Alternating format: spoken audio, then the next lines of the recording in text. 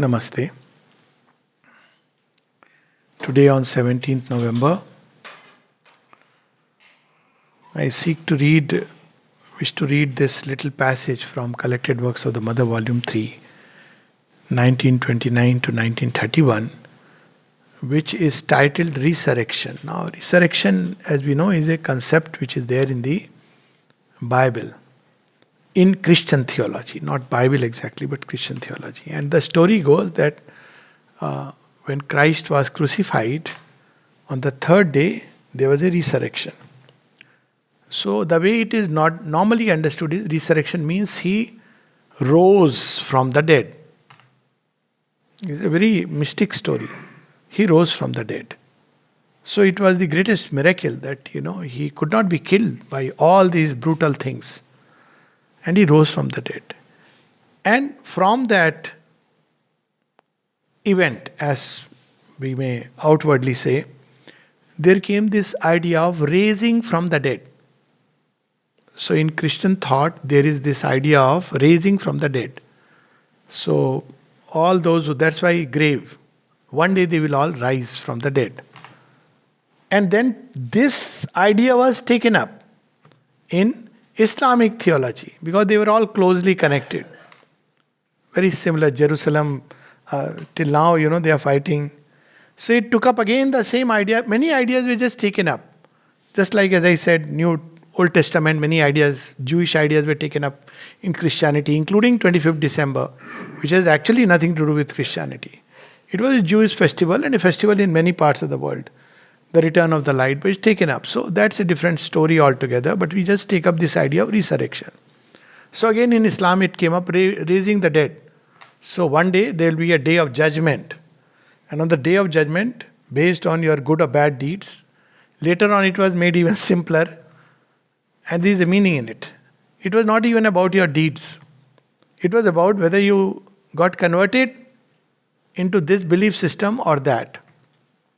Now you see how things get distorted. What is it that resurrection really means? So there are books written on that Christ did not die, and there's very elaborate description that he was taken care of, he was brought down from the cross, there was heavy rain, for 3 days he was nursed, and then he woke up, then he traveled all the way to India and he remained there. A whole set of stories to explain this. Whereas it's a mystic story, like many mystic stories. So we have a word called resurrection. We have the word called last judgment.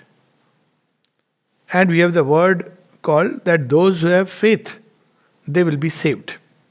So all these three things are mystic truths.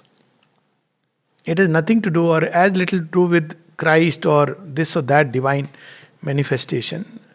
It is a very deep mystic truth. And Mother reveals the meaning of all these three. And it starts with resurrection. What is resurrection? You see, raising from the dead. In dreams, if we see somebody die, it means the old consciousnesses died. If you see your relatives died, don't lament. It means your bond, that kind of attachment with them is dead. Good. You are liberated. Seeing parents die also means the same thing. There are many things we receive from them which are atavistic. Not that everything, they are good things, but there are things which are atavistic. So that is released. So every time there is a new birth, in yoga it is called a new birth. New birth means we are born to a new consciousness. And simultaneous movement of being born in a new consciousness is the death of the old consciousness. An entire way of looking, understanding, perceiving life drops away. And this is an experience of people. They may not use the word new birth, they may not use the word baptize, which meant baptization. In India it was called Dvij, twice born. But that is the sense. So resurrection means for us the falling off of the old consciousness. But it is not only a rebirth, a sudden change which completely breaks with the past. So one part of it is there is a rebirth. But rebirth in what sense? So she is going to reveal to us. there is a certain continuity in it between dying to your old self, your low exterior nature, and starting quite anew. So, this is what we see in the story of Christ, and in all this story, even the mother's physical departure. This is what it means. It's a resurrection in the truest sense. The old body, which was used for a certain purpose, is dropped off. What comes out is the new body, and that's how she reveals to Nalnida. So it is a resurrection. Resurrection does not mean getting back to the old body, because that means all the problems of the old body come again. So this is what she says. It means in the experience of resurrection, the movement of discarding the old being is closely connected with that of the rising up from it of the new consciousness and the new strength. So discarding the old being, we have heard in mystic lore. But here it is not just discarding, but a new is coming up. That's why in one of the aphorisms Sri Aurobindo speaks of the description of the snake discarding his old sheath. A very painful process. And even human beings sometimes do that. People get a new set of teeth. Of course, if you want to discard and if you have patience to wait, so I'm not suggesting anything. But I have seen people even discard the old skin and begin to get a new skin. All these things are possible. So here it is a completely something new which arises out of the old. So one is you just discard the old. That is the sannyasi's way. I have left my life. Ascetic says that. I have left that old life. Now I am Swami so-and-so Ananda. Whatever you want to put in between. And I am wearing a gerwa. I can't come to a movie hall with you. Because now sannyasi life has certain limitations and restrictions. But that's not how a new self is born. A new self is born, you are doing, even if you are doing the same things, you are doing it with a completely changed consciousness. Even a war, movie is nothing. Engaging in war for Arjuna, the most terrible act. And yet the whole consciousness is changed. Because now he is no more the great warrior who must prove a point, who must win for only for Rajyam Samraddham, but he is an instrument of the divine.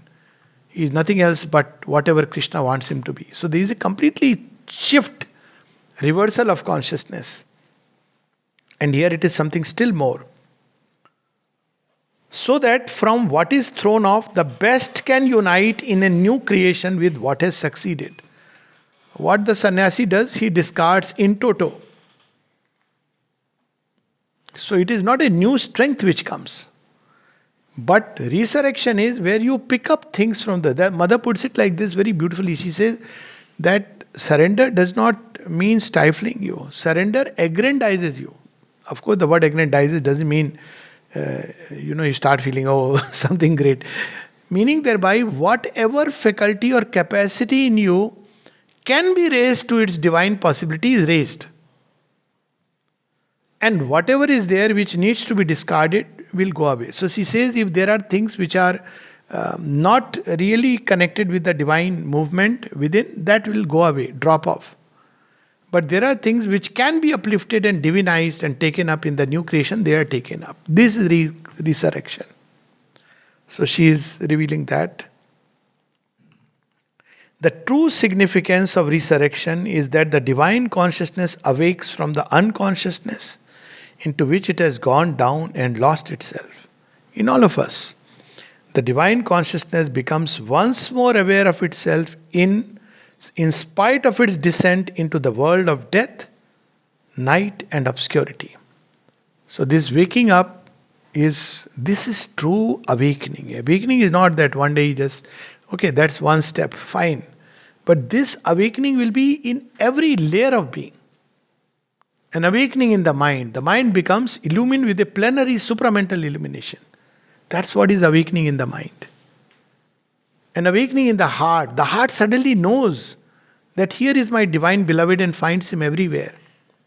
Awakening in the life. All the errant energies which are deviated in pursuit of desire, suddenly they are drawn back and they pursue the one desire, if you want to call it, which liberates us from all other desires. The divine, to serve the divine. That's what happens through resurrection. And eventually, as the mother says, even the very body must be resurrected. All its old habits, tendencies, ways of life must drop off, and in its place a new body would arise. That, of course, is one of the subjects which we have spoken about. The world of obscurity, that world of obscurity in which the divine consciousness is plunged, that world of obscurity is darker even than our physical night. So it is so strange that we are, we talk about night, it's a world in which we live, a world of unconsciousness, swarming with a sin, surrounded by a sea of falsehood. And we live and breathe in that. If you came up after plunging into it, you would actually find the most impenetrable night clear.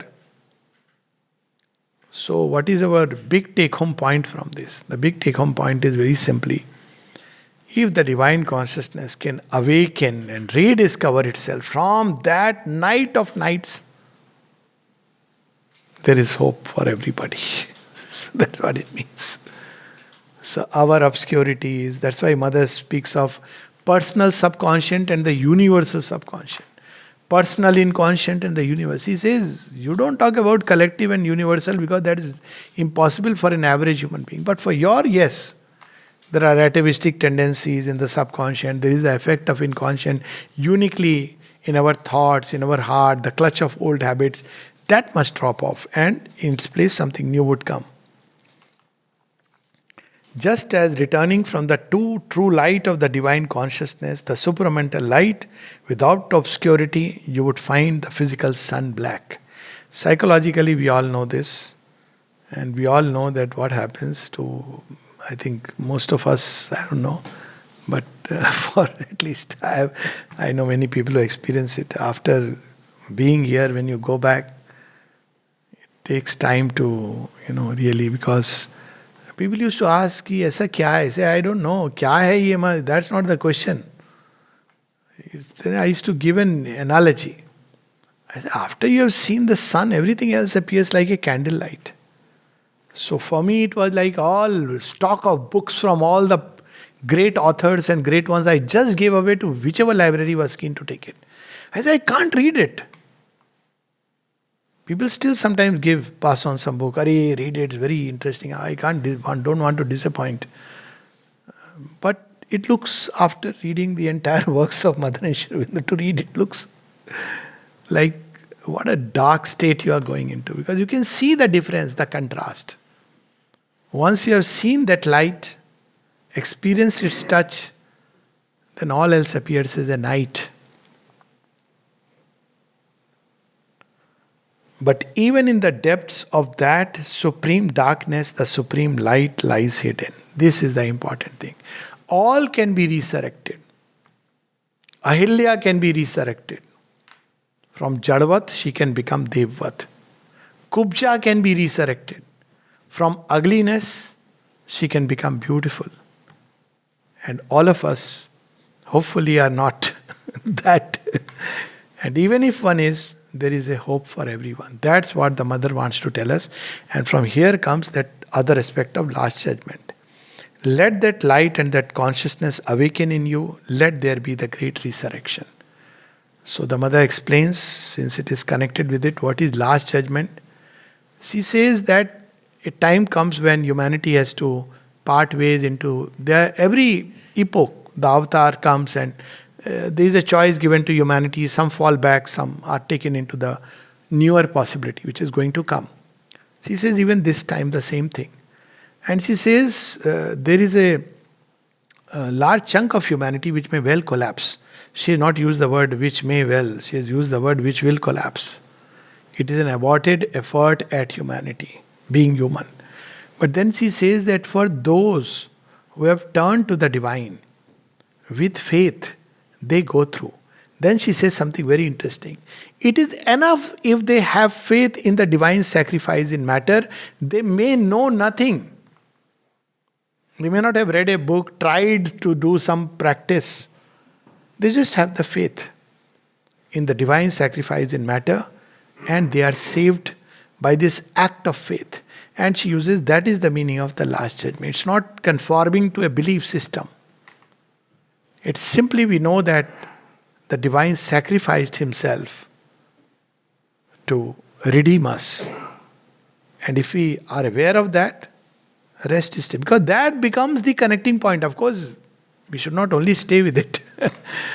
Much more one should do. But at least there is a contact point. His human portion, we must grow divine. Because divine has put on this human shape. His human portion, we must grow divine. So this is the story of the two avatars. They come to open a passage through matter for the new creation. When the passage is opened, they withdraw. The withdrawal is necessary. Otherwise, we only cling to their human personality. Give me this, give me that. But when they withdraw, in the depths of the heart, an aspiration arises. And rest is the journey of that aspiration with faith as the torchlight. And during that journey, they have given us abundant of help that we need to pack our bags with. Only we can express gratitude to the Divine Mother.